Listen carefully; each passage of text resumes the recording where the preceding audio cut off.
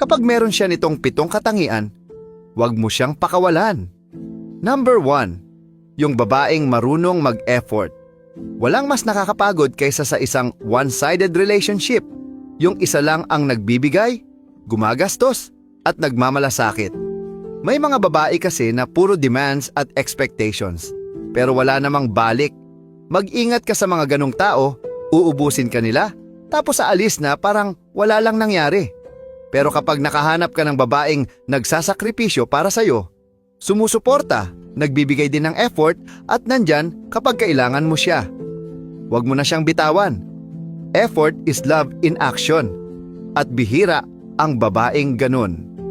Number 2. A peaceful woman. Alam mo, sobrang halaga ng peace para sa isang lalaki. Maraming pinagdadaanan ang mga lalaki. Pressure sa society, trabaho, responsibilidad.